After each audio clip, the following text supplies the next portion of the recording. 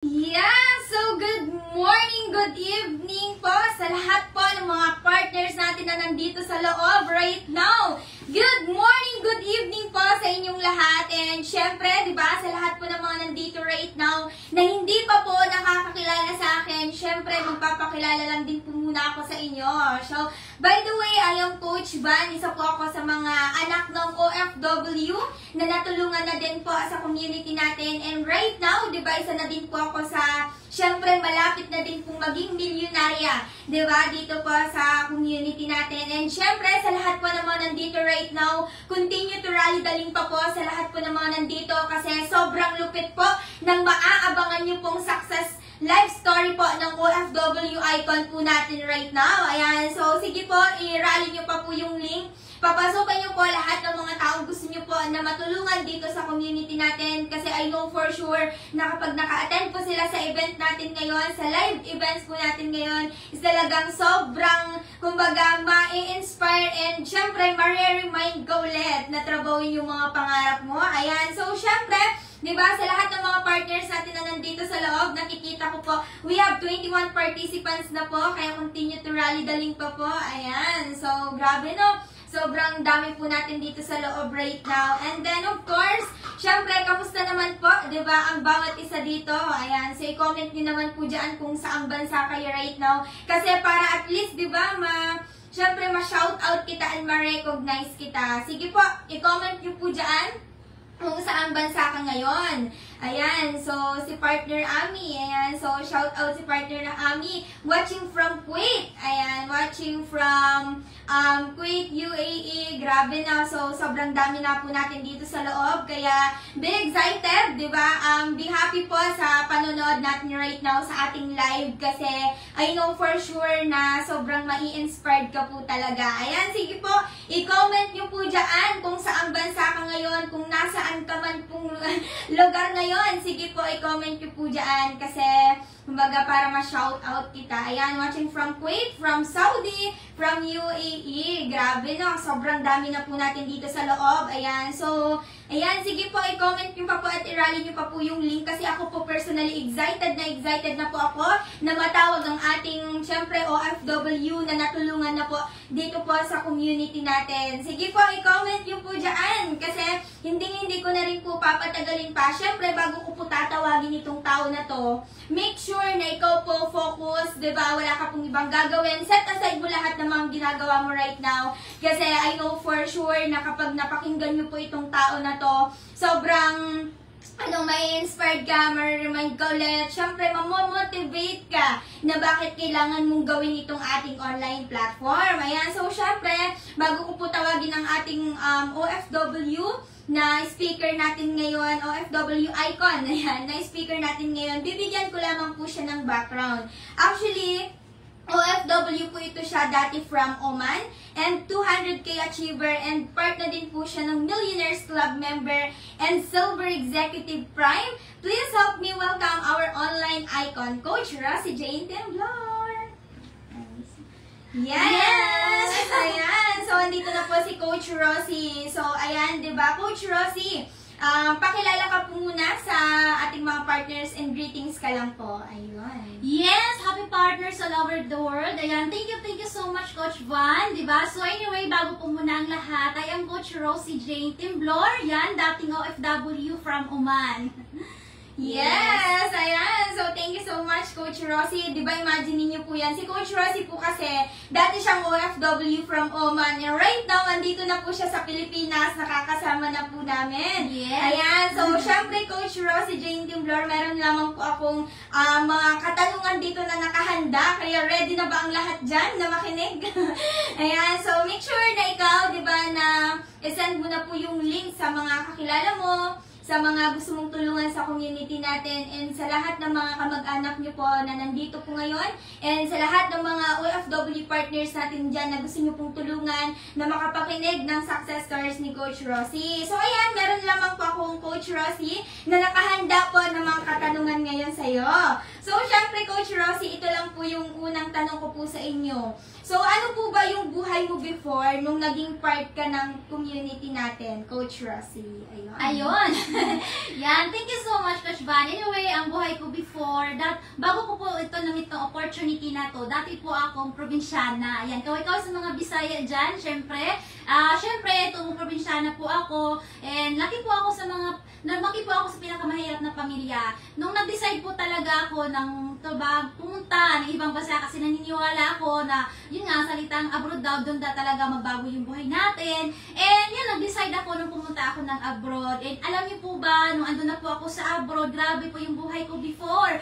Akala ko yung salitang akala pala, nagkatoo. So, yung OFW, sabi ko sa sarili ko, yung OFW talaga, napakahirap pala yun, sa totoo lang. Kasi imagine niyo po, ang buhay ko before, 4 po yung alaga ko, diba? Talagang nag-isa lang po ako sa bahay ng amo ko. Alam mo yung work ko, tagalinis, tagaluto, ang dami. Doon ko na-realize na grabe pala, sabi ko, hindi habang buhay na OFW tayo. And nung nakita ko to opportunity na to, grabe, sabi ko, ang dami kong iniisip na hanggang dito lang ba yung buhay ko? Kaya sobrang blessed din talaga ako. Kasi nung nakita ko to opportunity na to, kaya sabi ko sa sarili ko, ito na talaga. Oo, kasi sobrang hirap po talaga. Ang salitang abroad, sabi nga nila, ang salitang abroad, masarap daw pakinggan. And doon ko naranasan yung hirap, gutom, pagod, stress, di ba? So, talaga sabi ko, hindi na po ito ulitin. Kaya nagdasal po talaga ako. Kaya buti na lang talaga na nakita ko to opportunity na to. Ayan. Yes, thank you so much, Coach Rosie. Grabe din talaga yung naging buhay ni Coach Rosie before, dating probinsyana, OFW, na talagang sobrang lupit din ng mga talagang naranasan niya abroad. So, sa lahat ng mga nandito, di ba, hindi talaga madali kapag andyan ka sa abroad, di ba? Lahat matitiis mo, lahat gagawin mo para sa family mo at the same time, di ba, nangangamuhan ka doon, sinugal mo na lahat, di ba? So, kagaya ni Coach Rosie, isa lang din OFW. So, di ba, kumbaga, matuto na din tayo kay Coach Rosie. So, ayan, di ba, Coach Rosie, ito din po yung next na katanungan ko po sa inyo, Coach Rosie. Paano ka po ba na-involve dito po sa community natin? So, yun yung next na question ko sa iyo, Coach Rosie. Ayan, so, yun po, bago ko po na namit to opportunity na to, isa lang po talaga ako sa mga nagdasal. Kaya, alam ko po na marami po dito, isa lang po talaga sa mga nag-scroll lang po talaga ako sa Facebook. Kasi, sabi ko na walang mangyayari sa akin bago kung wala akong ganyung pagbabago sa buhay ko, tama? Kaya nung nakita ko to opportunity na to, through Facebook lang din, isa lang po ako sa mga produkto na naghaw, okay? Kaway-kaway dyan sa mga naghaw. Ayan, so nung naghaw po ako, talagang nakita ko po ito opportunity, sabi ko, ito na po talaga. Kaya kung nakita ko na to, talagang hindi na po ako nagpatumpik-tumpik pa na, mag-isip-isip pa. After 2 days, nakapagsimula agad-agad ako. Bakit? Kasi nakita ko na dito magbago yung buhay ko. Sobrang dami na po mga OFW na natulungan, nagbago yung buhay, napauwi for good. Kaya sabi ko, baka ito na din po yung mga sobrang tagal ko na pong pinagdasal. Kasi sobrang, na po ako sa pagiging OFW eh. Sobrang hirap po talaga. Kaya nung nakita ko to opportunity na to, isa lang din po ako sa mga taong naghaw lang din. Kaya sobrang blessed talaga ako. Nakita ko to opportunity na to. Kasi right now, isa na din po ako sa mga natulungan din po na nagbago yung buhay. Kaya I know for sure na sa lahat ng mga andito, na namit lang po ito opportunity na to through Facebook. Pasalamatan mo yung tao na nag-share sa'yo, di ba, ng opportunity na to. Kasi malay mo, yan na po talaga yung anghel para magbago yung buhay mo. Ayan. Yes, thank you so much, Coach Rosie. Grabe, napakagaling din naman pala ni Coach Rosie. Produkto ng HOW. Yes. Ayan, so sino po ba yung mga OFW partners natin dyan na nag-HOW lang din sa coach mo? And then, tama nga si Coach Rosie, di ba? So, sa how na ginawa niya, sa ginawa niya na desisyon na sumabay sa community natin, kumbaga, yun na din, yung mga na-experience, kumbaga, yung buhay niya ngayon. So, syempre, di ba, ito din po yung next na katanungan ko sa'yo, Coach Rosie. Paano mo po ba ginawa ng paraan na maging part dito po sa community natin? Ayun. So, yan po yung next na tanong ko po. Grabe, ang ganda ng question na yan. Diyan talaga ako nang gigil. Bakit? Kasi nung nakita ko to, wala talaga akong pera. Wala talaga, zero. Kasi nung namit ko to, talagang kakapadala ko lang din po sa parents ko. Eh, ako kasi yung tipong tao na panay padala. Eh, alam naman siguro natin na mismo paunahin talaga yung obligasyon natin, talaga sa pamilya natin. And ako naniniwala naman din po talaga ako sa inyo na gusto nyo din po talaga makatulong sa pamilya nyo, lalo na samahan nyo sa buhay, tama? Kaya nagkataon lang talaga nung pumunta kayo sa abroad kasi gusto nyo pong matulungan, di ba, na maibalik sa kanila, makuha yung mga pangarap nila. Kayo nag-decide talaga ako dito, nakita ko to opportunity na to, grabe, ang ginawa ko lang po, bigyan ko lang po kayo ng tip, di ba, nangutang po ako. Hindi ko po yan ikakahiya nang nangutang kasi talagang, imagine, first time ko po talaga yung magagawa ng mangutang, pero nilakasan ko lang yung loob ko. Kasi, imagine, kung naglakas po ako ng loob nung pumunta ako ng abroad, why not this time around? Pangarap po yung nilaban ko dito. Imagine, pangarap po, dito po makukuha yung mga pangarap ko. Kaya nung nag-decide po ako talaga dito, naghanap ako ng paraan. Imagine, yung inutangan ko pa, kulang pa po. Pero, naghanap pa po ako ng paraan. Ano yung ginagawa ko? Nagdrama po ako sa amo ko. Anong klaseng drama? Umiyak? Umiyak po ako kasi gigil na po ako na makapagsimula sa business natin. Kaya after 2 days, talagang nagawan ko po siya ng paraan, and di nga natin malalaman talaga kung gaano ka kadeterminado, gaano ka kalakas ang loob, or yung lakas ng desisyon mo talaga na sumabay dito sa community natin. Kasi alam naman po natin, kung gusto, may paraan yan. Kung ayaw, maraming dahilan. Ayan, so ano lang, lakasan lang talaga ng loob, nag-decide ako, nag-take action kagad ako. Kasi ayaw ko na pong patatagalin pa. Yung mga pangarap ko, andyan na po naghintay. Kaya sa inyo, lakasan nyo ng loob ka, napakaswerte na kayo kasi andito kayo sa tamang opportunity. So yan ang naman ginagawa ko. Ayun! So, grabe na, nakaka-inspire si Coach Rosie. Kasi imagine niyo po yan, di ba, kahit nandun siya sa abroad, kahit wala na siyang, kumbaga wala na siyang ibang choice, kundi gawin talaga ito kasi na-experience niya, naranasan niya yung hirap dun sa abroad, and ginawa niya talaga ng paraan, nilakasan niya na yung loob niya na gawa ng paraan, nag-advance sa amo, nag-drama, di ba, ginawa niya talaga lahat para sa pangarap niya, di ba, kaya sa lahat ng mga nandito, di ba, alam niyo na yung gagawin niyo, binigyan na kayo ng tips ni Coach Rosie. Ayan, so syempre Coach Rosie, ito po yung next na question ko po sa inyo. Ano na po ba yung buhay or achievements ni Coach Rosie sa community natin right now? Yun! Ayun, grabe, ang ganda. Anyway, yung buhay ko ngayon, ibang-iba na po talaga sa dating Rosie. Ang dating Rosie na nagkuskus lang ng inidoro, nag-alaga ng mga bata, syempre, ang daming mga talagang pasway pa yung mga alaga ko. Right now, iba-iba na po yung transformation ko. Grabe, imagine po yung achievement ko talaga. Isa na po ako sa mga, di ba, actually, ginawang milyonarya ng community natin. Kaya, sobrang nakakatuwa lang din kasi isa po ako sa pinakaunang milyonarya ng family ko. Sabi ko nga, kung hindi magagawa ng pamilya ko, ako mismo mag-uuna or gagawin ko ito kasi gusto ko din pong makatulong sa kanila. And right now po, since nakuha ko na pong ito achievement na to, and so sabi ko, sa lahat ng mga magtitiwala, sa lahat ng mga sumabay dito sa community natin, I know for sure, ito din yung buhay naghintay sa kanila. Bakit? May nakagawa na eh. Imagine, buhay po ako na patunay na natulungan dito sa community natin. And sabi ko nga sa sarili ko, buti na lang talaga, naglakas loob po talaga ako. And buti na lang po talaga na talagang nilakasan ko yung loob ko. Kasi kung hindi pa siguro, saan kaya ako ngayon? Siguro hanggang ngayon, nandyan pa ako sa abroad, nagkuskus ng inadoro. Diba? Hanggang ngayon, nandyan pa po ako. Kaya so blessed talaga nung na-meet ko to opportunity na to. Kasi imagine, sobrang dami ko na po mga achievement. Diba? Na talagang nakukuha dito. Imagine, isa na din po ako sa mga silver executive. Ang dami na po. Kaya ito din po yung buhay naghihintay sa inyo the moment na sumabay kayo.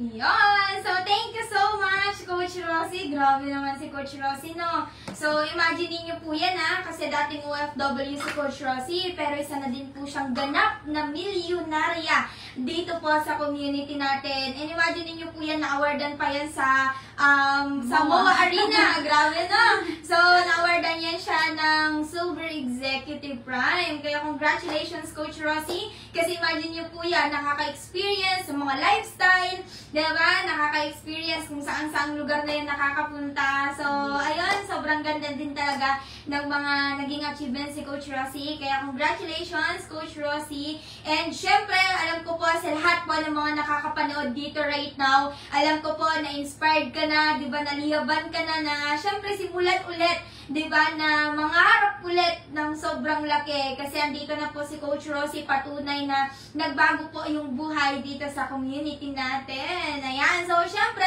ito din po, Coach Rosie, yung next po na katanungan ko din po sa inyo. Ayan. So, Coach Rosie, tanong ko lang po sa inyo, ano po ba yung goal mo before mag-end yung 2023? Yan. Actually, sobrang nakaka-excite lang din since na-hit ko yung, di ba, Millionaires Club member.